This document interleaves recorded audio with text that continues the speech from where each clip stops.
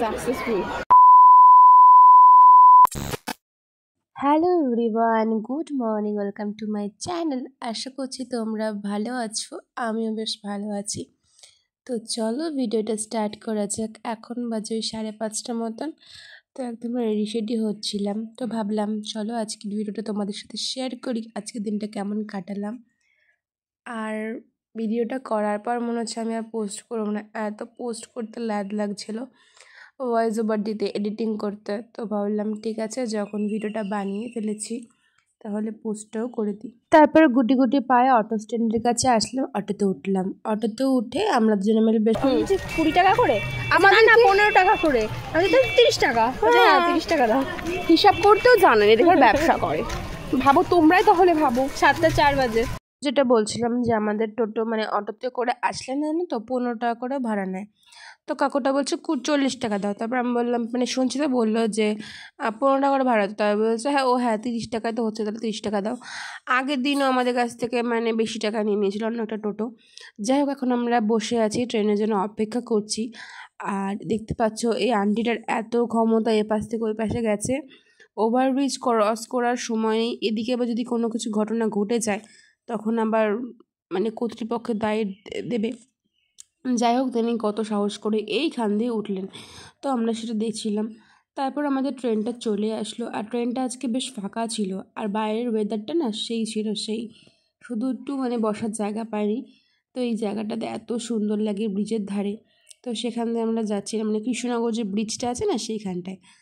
তো বেশ ভালো লাগছিল। আর কুয়াশাচ্ছন্ন সকালবেলা এই ট্রেনে করে যেতে বেশ আসার সময় মানে লালগোলার যে বাজে একটা গন্ধ হয়, কি বলবো। তো তখন আর আমাদের আর আসতে ভালোই লাগে না। যাই হোক, এই ট্রেনটা না খুব অ্যাস্থেটিক, খুবই সুন্দর ছিল। তারপর এখান থেকে এই ছোট্টো ছোটো লজেন্সগুলো কিনে নিয়েছিলাম, কিন্তু আমার খেতে একদমই ভালো লাগেনি। তারপর চলে এসেছিলাম বেথুয়াতে একদম।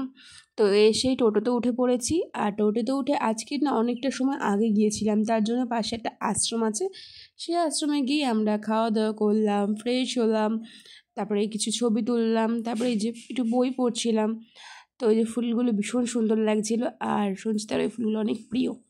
যাই হোক, দুজনে মিলে এখন হাঁটতে হাঁটতে এখন আশ্রমটার ভেতরে চলে যাচ্ছে। আর আশ্রমের ভেতরে এসে একটু গল্প করছিলাম, মজা করছিলাম। মানে ফ্রেন্ডরা থাকলে যা হয়, এই যে কি একটা লিখেছে সেটাকে ও দেখাচ্ছে, তো সেটা সম্বন্ধে আর নাই বললাম। চলো এবার আমরা খাওয়া দাওয়া করো, বাড়ি থেকে টিফিন নিয়ে এসেছিলাম। আর শুনছি তো দেখো 2খানা টিফিন বক্স নিয়ে গেছে। ওই নিয়ে আমি খুবই মানে আমরা খুবই হাসাহাসি করছিলাম। আর ওদের টিফিন বক্স খুলতেই পারছিল না। তো এখানে নিয়েছিল রুটি তরকারি, আর আমি পরোটা আর আলু ভাজা নিয়ে গেছিলাম। তো ওর তো রুটি তরকারি খেতে ভালোই লাগছিল না। তো যাই হোক, এখন খাওয়া দাওয়া করে এখন বাইরে যাব, দেখবো যে গেটটা খুলেছে নাকি, রুম নাম্বার দিয়েছে নাকি। তো সেটা দেখার জন্য গিয়েছিলাম। হ্যাঁ, দেখলাম রুম নাম্বার দিয়ে দিয়েছে, মানে আগের দিনেরটা সেম একই রয়েছে। তো চলে গেছিলাম কলেজটার ভেতরে।